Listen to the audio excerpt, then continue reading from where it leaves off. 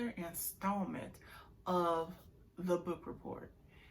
This week, guys, we are going to be diving into Burning September by Melissa Simonson. All right, this book was published in 2016. I picked this up back in 2017, so it's been a while since I've read it, but this is a book that you won't forget, okay? I can promise you that. Now, diving into what's on the back, see what we got. Kat's life is going exactly the way her sister has planned it, until a detective shows up at their front door early one morning and arrests Caroline for murder. Suddenly and utterly alone, Kat doesn't know how to navigate a world without Caroline, the woman who raised her.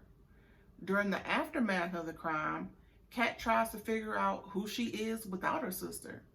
But unlocking those doors only leads to more troubling questions. Kat realizes the one person she thought would never lie to her had, and quite frequently. Sorting through the skeletons and lies might be more than she can handle, but it's a necessary evil if she ever wants to see her sister acquitted. All right, okay, that's heavy, all right?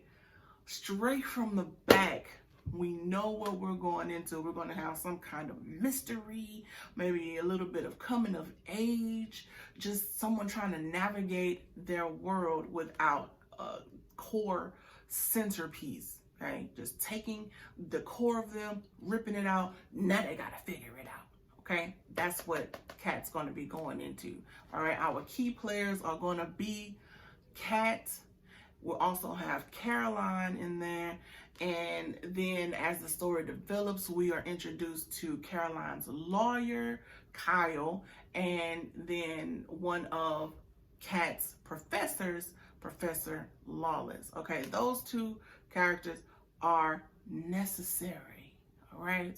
They are essential to the core, all right? So just diving into some of the main events that happen in the text, we have, of course, Carolyn getting arrested. Okay, she gets arrested at the beginning. Okay, page 1, sentence 2, they are coming to pick her up. All right, they suspect her for burning down her ex-boyfriend's house. Okay, they're like, hey, we know you did it. Come on down. We have a warrant for your arrest. All right. So just straight off the back, that is happening. Once that happens, we have Kat, who is really just trying to navigate her world without her sister. Her sister raised her from when she was a little girl, and they had, you know, abusive parents, and suddenly something happened to the dad.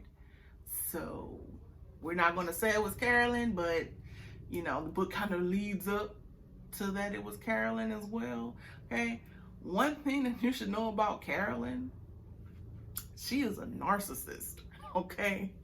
Carolyn is in control of her whole world. She's in control of herself, mind, body, and soul, all right? She's in control of her sister. She's in control of the people at the school, okay? I mean, master level manipulation, narcissistic personality disorder. All right, so if there's one thing that you're going to pull away from this, is you're going to know a narcissist when you see one. All right, because Kat, she just has moments of where she doesn't even know herself. She's like, oh, I wonder what Carolyn would think. What would Carolyn do? And it kind of gets annoying, you know, and you kind of like, is this like Stockholm syndrome or something? Because think for yourself, Kat. Think, please. Okay, so that's happening. Then we have Kyle who comes into the mix, and he fully believes that Carolyn did it. He's like, listen, I had one conversation with her. I think she did it, honestly. But I'm still going to defend her because I'm getting paid for it, okay? So that happens, all right?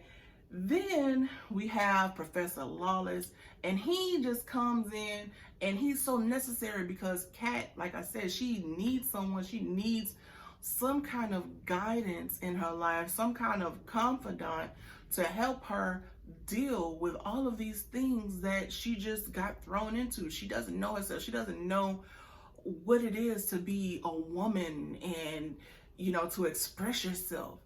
She is in college, but it's just like, am I in college because Carolyn wants me to be in college? I'm at the same college that she went to, so it's just, you have all of those different emotions flowing from the pages of this book. For the most part, the book takes place in a suburban town, with events happening at the college, at a local coffee shop, and just different places around town. It happens over the course of 1 year. So it goes from September to September. All right. And as I mentioned, Carolyn was arrested for burning up some guy's house while he was still in it. So burning September, and it happened in September. So you have that correlation there with the title. All right. Just a little nugget. Okay. So guys, for the most part, I really enjoyed this book. It was an emotional roller coaster, but overall it was a good time. If you look on the inside, it's just standard text. The font and the font size is a little tiny. I started reading it on the line. I started reading the Kindle version of this book first, and then I was just like, you know what, I'm going to get the physical book just because I wanted to be able to touch it and to hold it and to flip the pages and stuff like that. So it did take me, I want to say, about 4 days, 3 to 4 days to finish this book. But when I got to the end, it was so satisfying. That's all I'm going to say. One of my favorite scenes happens between Kat and Kyle.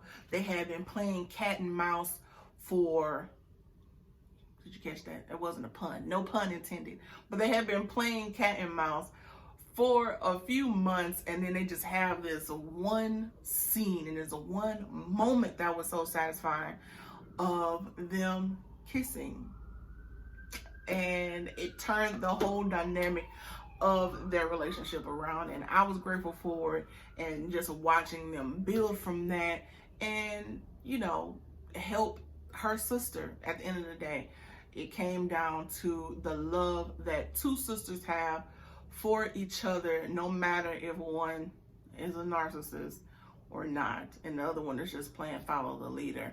But either way, Kat does come into her own as a woman.